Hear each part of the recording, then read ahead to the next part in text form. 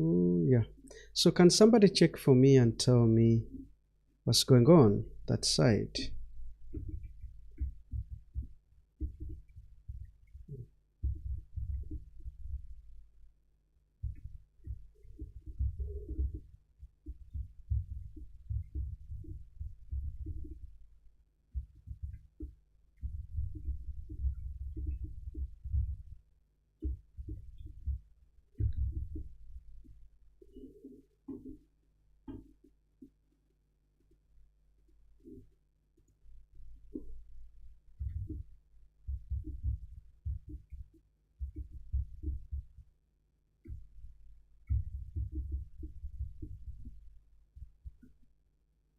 Hmm? You don't see any change? Like, ah, what should I do? Anyway, I'm just gonna leave it at that. I think it is streaming. I think maybe you just need to click another. It's streaming, huh? Okay.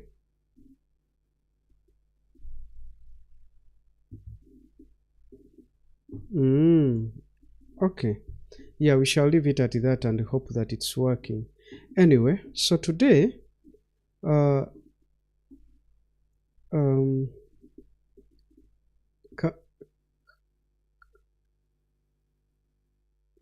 that's great. Thank you for letting me know. Yep.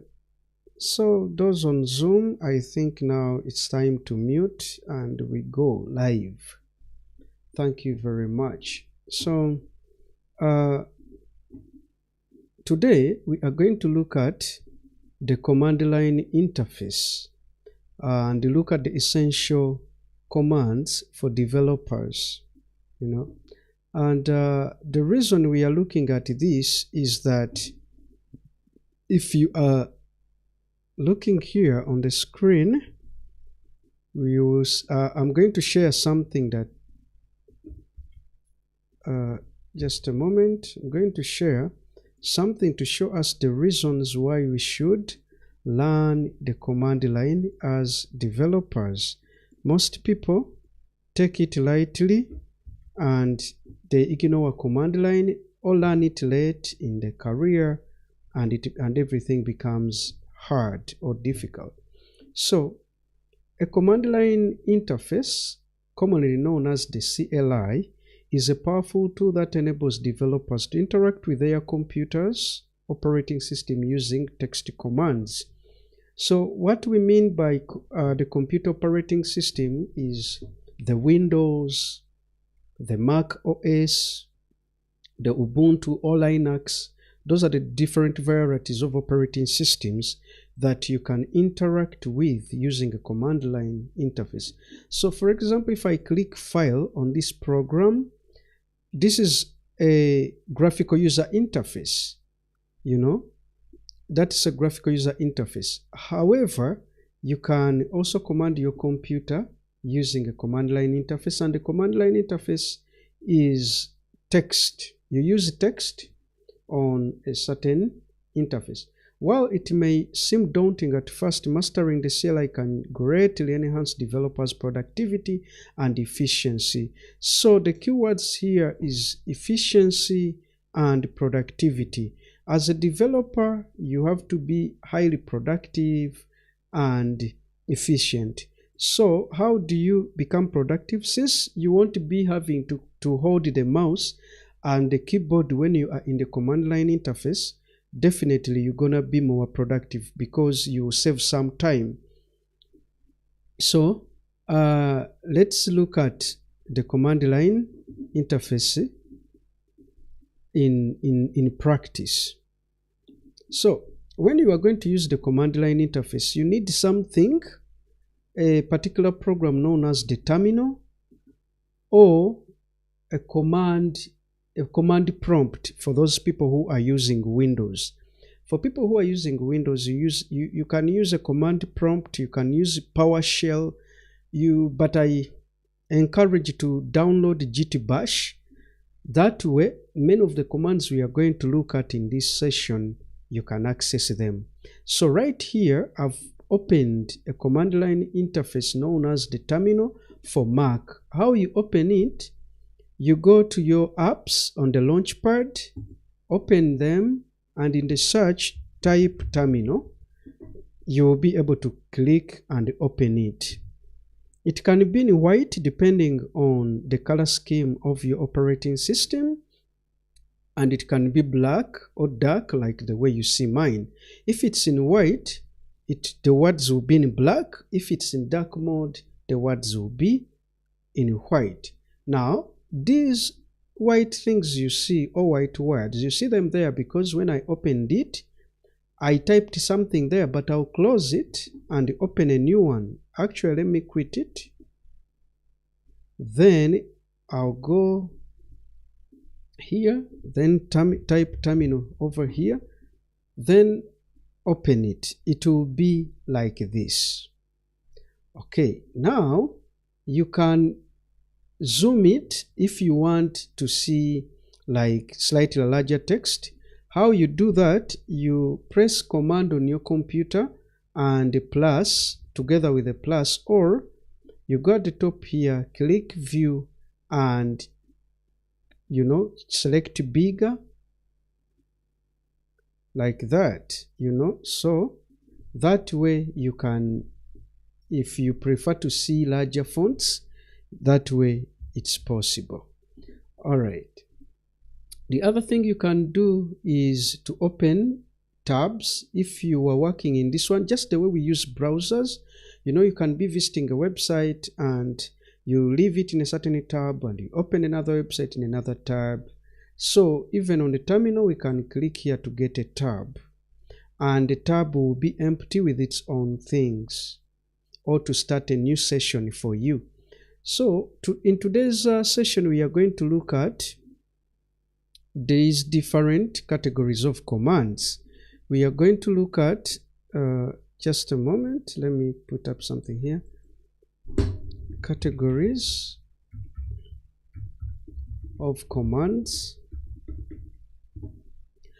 So these categories we are going to look at are not exhaustive, or we've not exhausted all of them, because we can only do much, but we shall look at these for purposes of learning.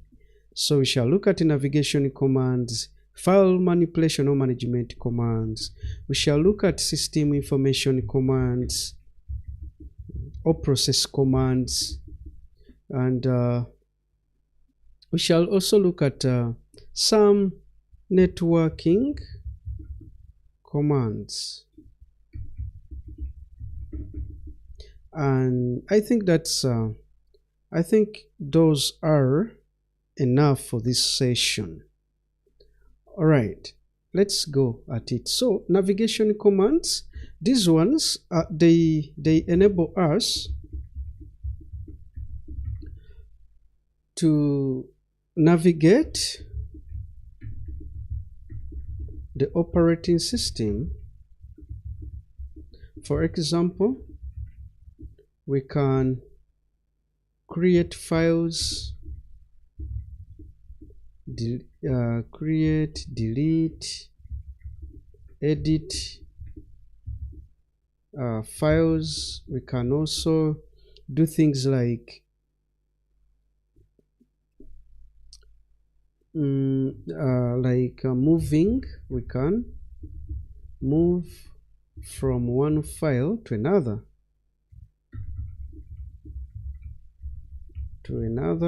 or I should have said folder. So let's take a look at that. How can we, for example, using commands, because if we use the interface, like if I click here and I access the file manager on Windows, you just go to file management. What would happen is that these are the different folders I have on my computer: desktop, downloads, DVG, documents, edited videos, screen videos. So if I go to the desktop, you can see the different folders. And if I'll try to, let me show these as icons, yes, like that. So now I can right click over here and create a folder, and I can call that new folder, something like that. I think I need to make them smaller. I don't know how.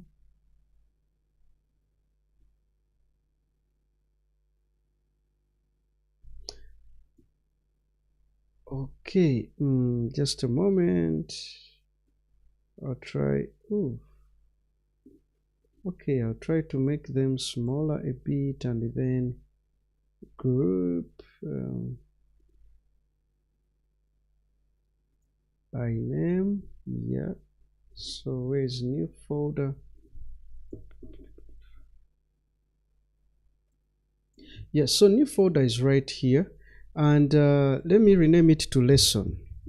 Okay, this is something I've done.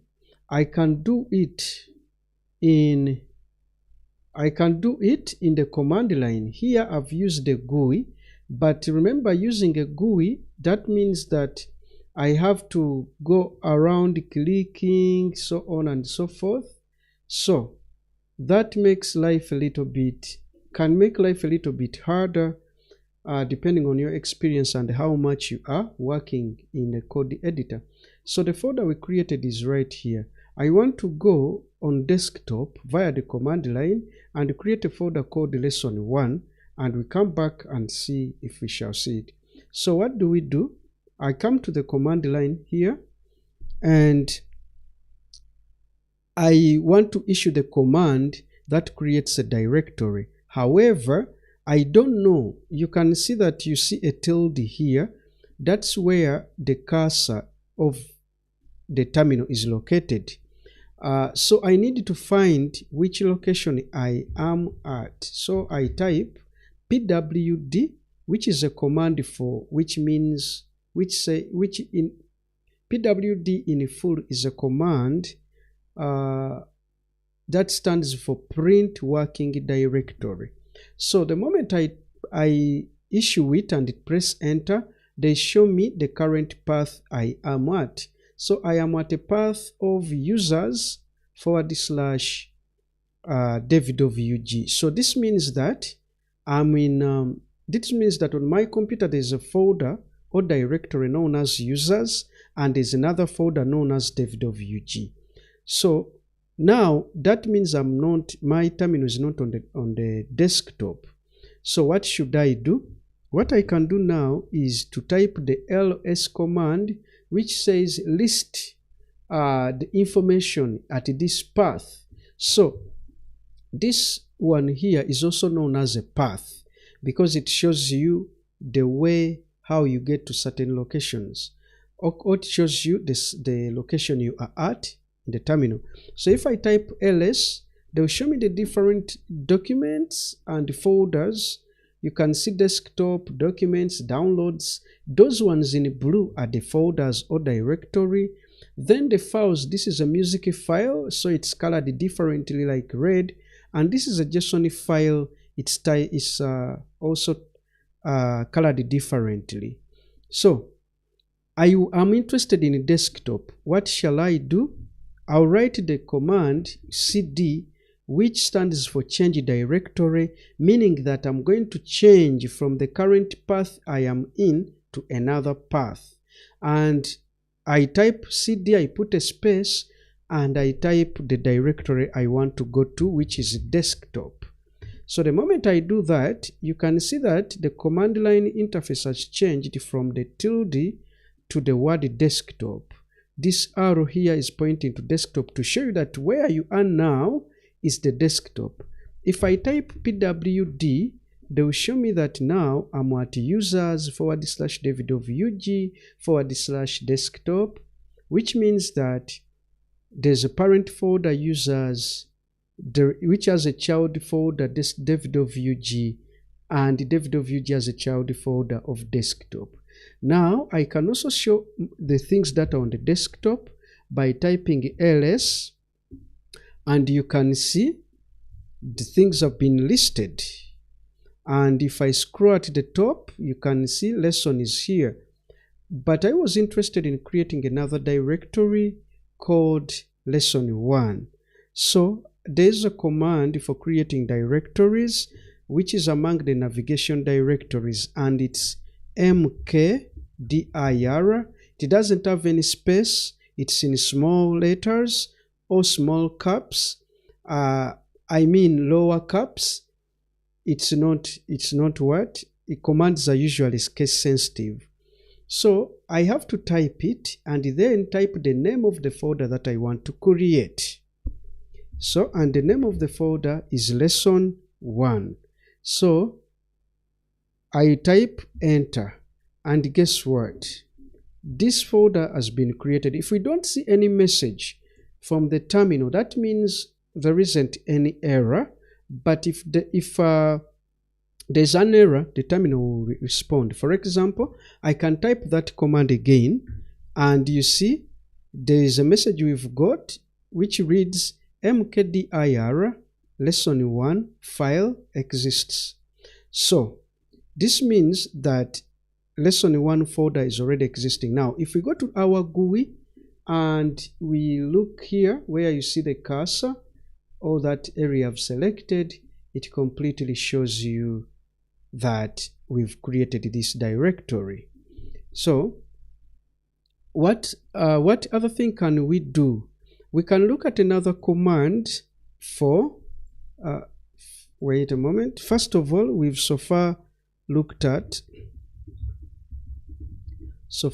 we've seen the pwd, the ls, and the mkdir. Okay, so continuing to the mkdir, what we are going to do is to enter into the directory we've created. And how do we do that? If you've been following, you know that to enter a directory, we have to use the cd command, which says change directory, and then we go to lesson 1. Yeah, so we've entered lesson 1, and if we do ls, the interface is not showing anything. We can also type ls and attach an argument by writing ls space -a, and this says, the -a says all, show everything, because there are some files which are known as hidden files that you do not see with your naked eyes, like this ... So if you are not sure that this one is showing you the right results, you can do this. You can also optionally use another argument, which is -l. So, and you see this one will show you more details. So it's showing us total 0, and we can combine them, ls space al, and we can see that it's showing us 2 empty hidden directories. You know that it's a directory by seeing a D here. Okay, and you can only see this if you use the AL together. Okay, and here it's showing you the total. So the total, it means that in lesson 1 you don't have any directory, you don't have any file. So what we've looked at so far is changing a directory, moving a step forward. Okay, that's why you've seen we were able to do cd lesson 1 because we were moving to a child directory.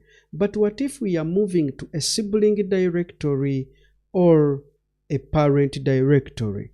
For example, if I do cd lesson, many people would think that we would move to the lesson, but they said no such file or directory lesson. What the terminal means is that inside lesson 1, this file is not there. But our intention was to go to the lesson. If we go back to the GUI, lesson 1 and the lesson appear to be siblings. They appear to be relatives of each other at the same level. Okay? But if for example I copied HTML sessions and pasted it here in lesson 1, you no longer see HTML lessons here. But if I double click lesson 1, then we see HTML sessions.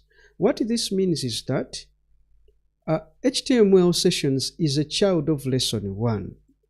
Okay, but then this lesson 1 and lesson 2, they are at the same level, which means they are siblings. So now how do we move from lesson 1 and enter lesson 2? That means we have to move a step back. And how do we move a step back?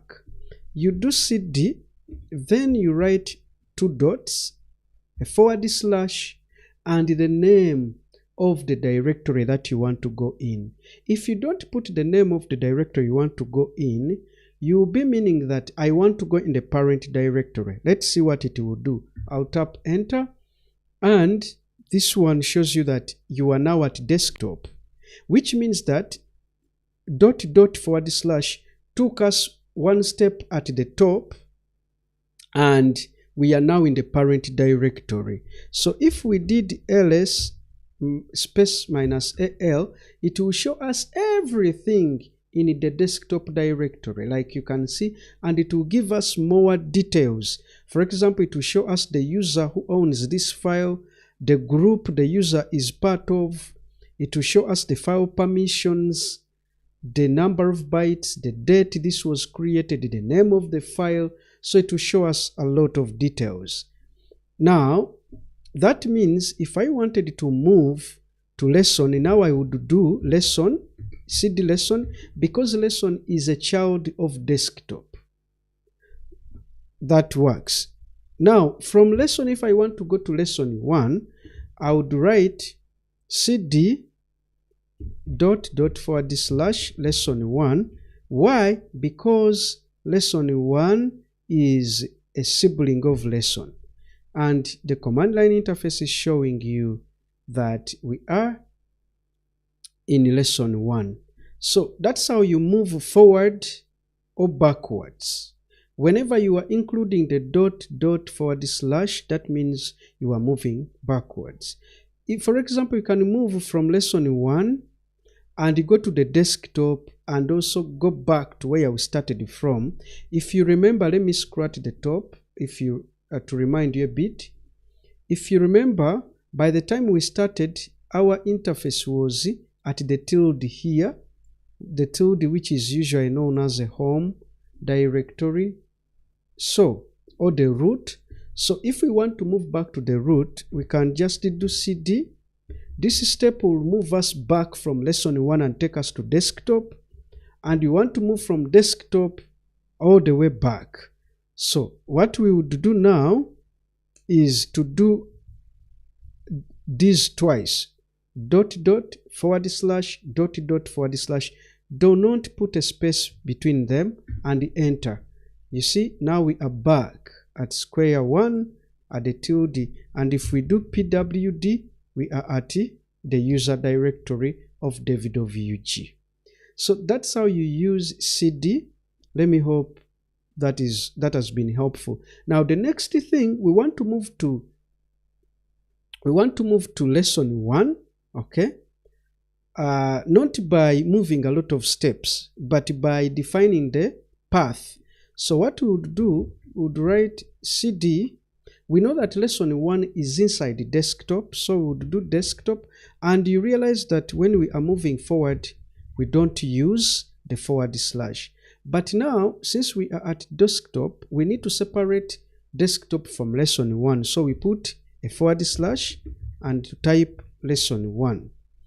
Now, this one will take us in lesson 1. But you see, I've defined this desktop lesson 1. This is known as a path, okay? A path that leads me into lesson 1. Now, we are going to move on to another command. Which command is that? This command is for creating a text file inside the directory. We said that another name for the directory, for those who don't know, is a folder. So every time I talk of the directory, if you are used to folders, just know that I mean folder. So I'll put here, comma, cd, among those that we've looked at so far. and I'll go back to the terminal. Now, to create a file, there are many ways. There is a particular command which creates a file for you.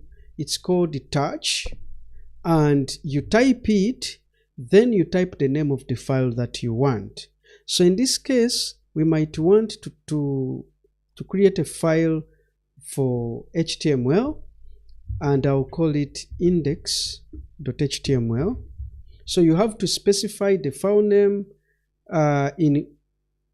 together with a file extension for the command to determine which file type you are creating.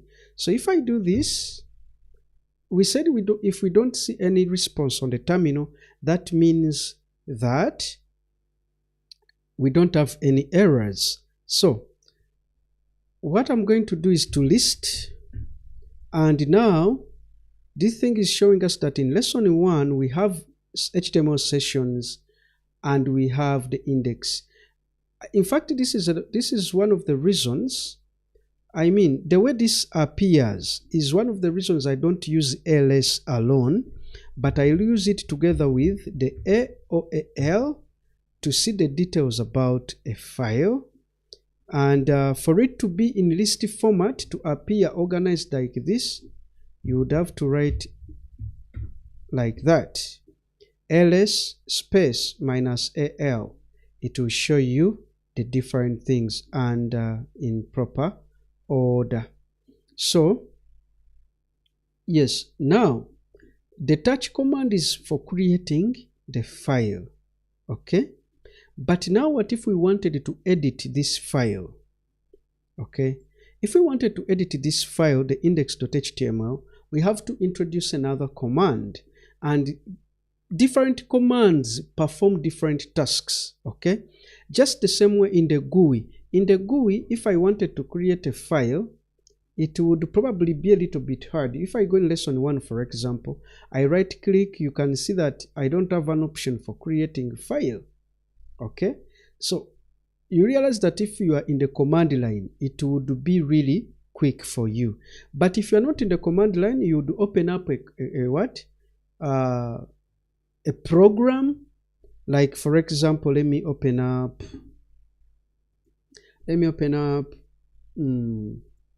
is there a WordPad here? No. Okay, let me open up Visual Studio Code, and I'll just open up file, new window. So this would be the normal way of creating a file.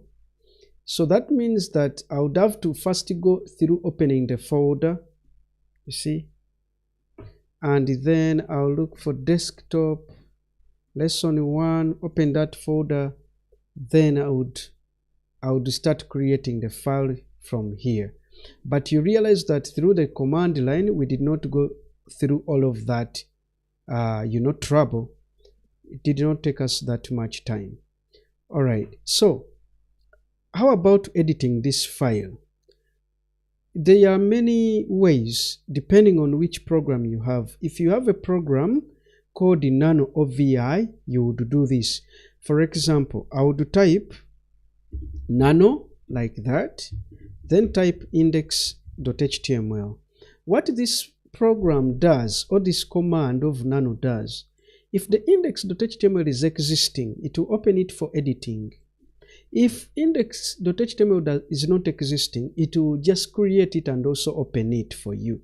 So this nano can perform this touch, the task touch does, and also open the file for you for editing. So you see, once I pressed enter, a window has been brought where I can type. So if I know HTML, I would type some HTML here, you know. I would type some HTML like that. Oh, sorry for my spellings.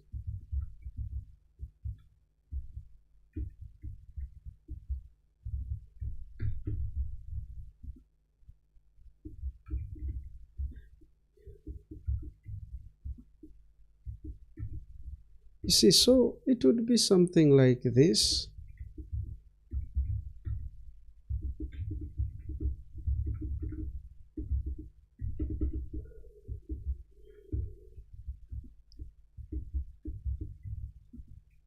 Yeah, so something like that. Now when it comes to saving, you see here there are some instructions for you. Now where you see this, I don't know what it's called, but it's like a power symbol. You would have to type control together with the letter on your computer. So the letter O to write out. Writing out means I want to either save or to get out of this. So I would type Control O, and the system will ask me, these changes that I've done, where do I want to write them? I can just press enter because I want them to be written to index.html.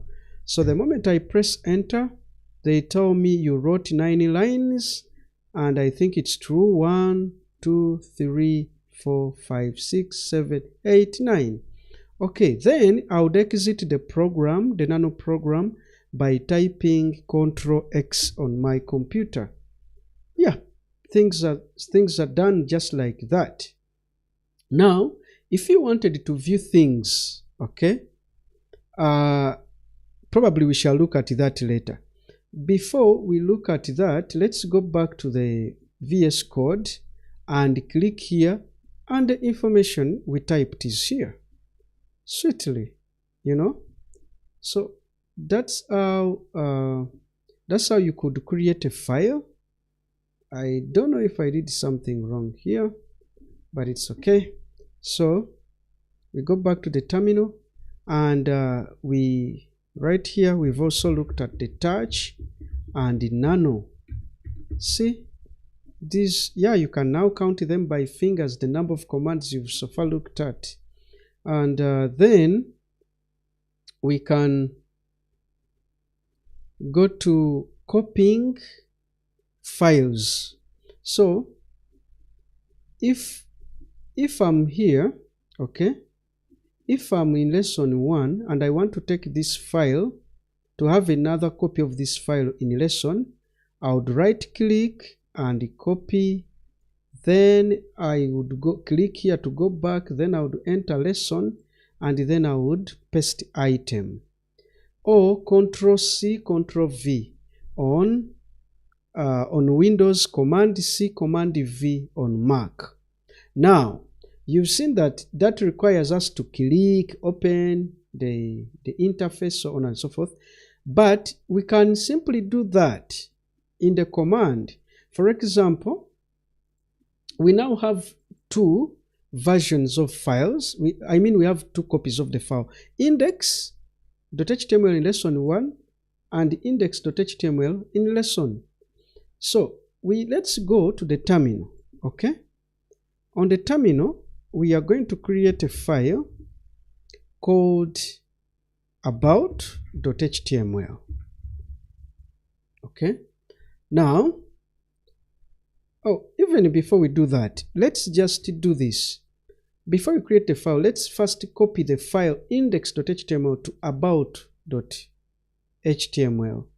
We'll just write cp and write the file that we are copying, and put a space, write the name of the file that we are copying to. So, and enter. And we said if we don't see anything on a terminal, that means we've successfully done it. And if I type ls space minus al, you can see that about is here. Okay, copying is essentially duplicating something. Now we've copied index.html to about.html in lesson. If we go there now, we shall find that we have index and this. Both of these files have the same content, okay, which is okay. If we go to VS Code, we can testify to that. If I click about, this is it. If I click about, this is it. So if I change to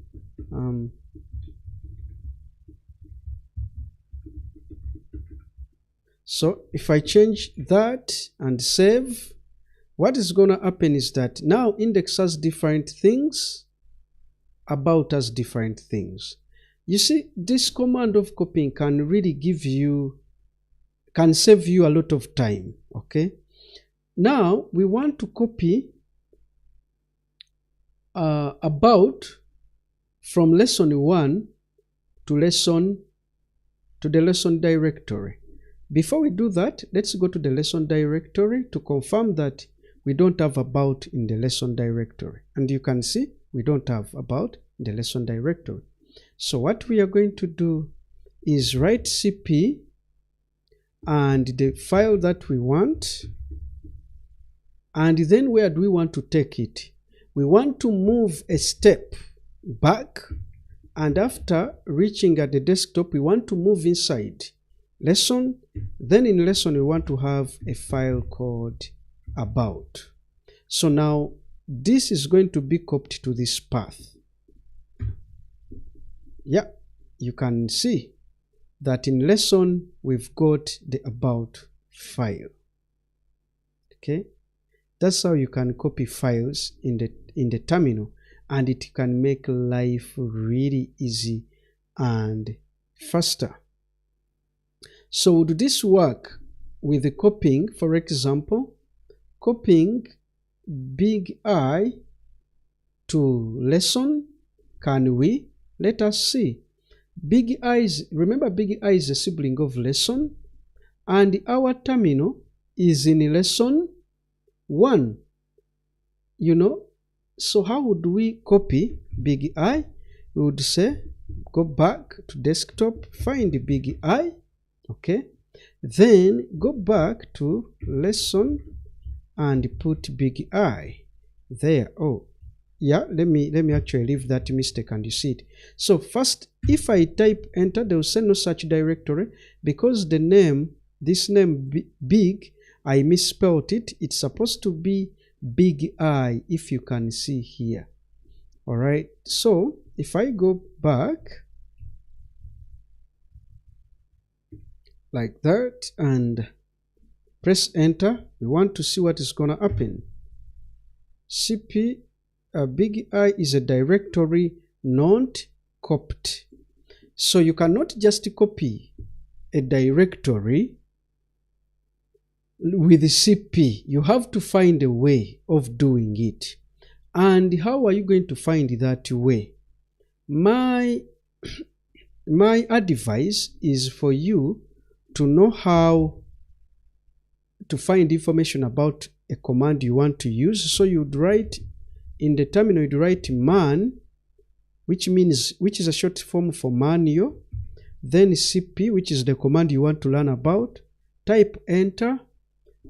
At the terminal you see information about this command, and there's something here which says -r, and they say if source file designates a directory, cp copies the directory and the entire subtree connected at that point. If the source file ends in a /, the contents of the directory are copied rather than the directory itself. This option also causes symbolic links to be copied rather than indirected. So that's what the manual is telling us. But you could have also read these and these, whatever you want, but I was interested in the -r because I have an idea. Okay, so we are going to add that option, but you can see that you can see a colon here, and we cannot type a command here. Whenever I type a letter, something else appears. So how do we get out of the manual? All you do is type letter Q on your keyboard, and the terminal will take you back. Now, what we are going to do is to come back to our command, put a space, put -r, and press enter. And we said if there's no error, things have worked. So we shall go here. Big I is here at the desktop, and if I enter lesson, big I is there, and this time it's even in small letter. The contents that were in the other directory, the source directory, are here, and if we go back to the source directory, the contents are there. So that's how you can simply copy files in Linux or at the terminal. So we've looked at that as well.